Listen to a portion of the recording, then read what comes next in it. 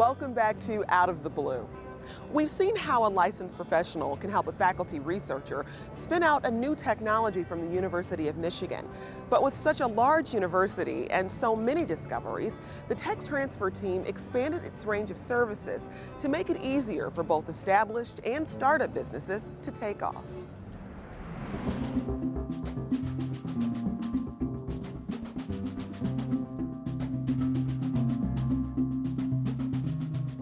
You do a lot internally, but I'm wondering what other organizations in the community that you partner with. We wanted to create a one-stop hub for our venture community to be able to find those new startup ventures based on U of M technology. We ended up creating this venture center to both integrate the suite of resources that we put towards creating a startup, but also to make it very easy to do business with us. And a very interesting one that's recently launched called Histosonics that's working with tissue ablation technology. I caught up with the Michigan Venture Center to see how they helped launch Histosonics. So the Office of Tech Transfer and the Michigan Venture Center reach inside the University of Michigan and find viable, commercially viable technologies that we think stand a chance of making it. And we try to tee them up for entrepreneurs like Chris and investors like Jim Addix to make it an attractive deal for them to take to market. Tell me about the new technology behind Histosonics. The technology is based from the University of Michigan. It is a non-invasive therapy that will be using ultrasound to be able to remove enlarged prostate tissue. The disease is called benign prostatic hyperplasia. This will allow us to non-invasively treat this disease. And you're a venture capitalist. You decided to invest in this company. Why? I've been tracking Histosonics, or really the research behind Histosonics and the people, for a number of years. That BPH in men affects half the men over 50 and 80% over 80. That's an enormous market measured in billions. And those are the kind of markets that we like to attack. And it really all came together nicely over the course of a year. It went from kind of research, started shaping up as a project, and then it got to a level where it was really an investable company. And that's where we took the lead and got 4 additional venture funds from Michigan and out of state to put together $11 million Series A financing. The Venture Center had this mentor in residence that actually worked with the inventors, put a plan together, and by the time we actually got the funding round done, we were ready to hit the ground running with a lot of the planning and work already being done.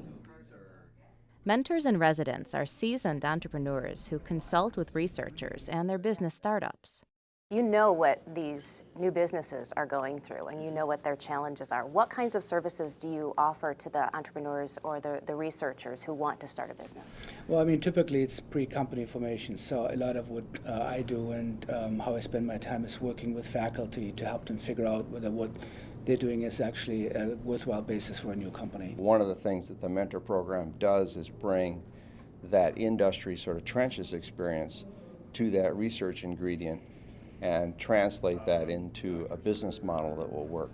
And I think we have eureka moments every now and then where the things we talk about from a business perspective start to ring clear with the research faculty.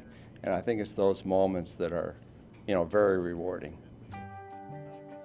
Now, you also incorporate students into what you do here. Tell me about that. We do. Many of our projects become great educational opportunities. And we also have a program called Tech Start downtown, in which we take a number of students from across campus and have them work on our projects. And they love it because it's a great educational opportunity, but it also connects them to the entrepreneurial community. So we're basically, first was mapping out what we need, and now we're starting to fill it in. We're starting to find out what the code. How do students find out about what you're doing? We actually market. We go to the different schools and tell them about it.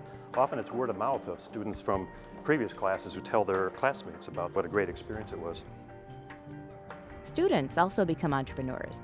Adrian Fortino recently licensed a university software technology designed to track buses. So you can tell me more or less exactly when the bus will arrive here?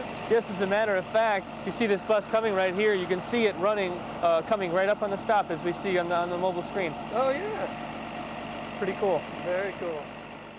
The mobile application helps save fuel, improves bus routing, and the mobile phone app saves passengers time. Foresee Inc. licensed a university research study that measures customer satisfaction and took it into cyberspace. Larry Freed's company helps businesses understand how well their websites are performing in order to better serve their customers. How did you get involved with tech transfer? Tech transfer really helped a lot. Tech transfer was involved way back when we started and doing licensing and things like that, but also creating an environment in this community about job growth and job creation. We're up to about 185 employees, and we've hired 30 employees this year alone, and we expect that pace to continue. You know, it's interesting that the research world in general has changed in America over the last 20 or 30 years. There's no longer big, huge organizations that have big, huge research labs just doing research for the sake of research. A lot of that research is now coming out of the universities, and so the tech transfer team here really does a great job of making those connections. It's like being a kid in a candy store, because every day you come in and you know you're going to be meeting some new, really incredible, talented inventor. You're going to find some connection to someone in the community, and you really feel like you're making a difference in the lives of people.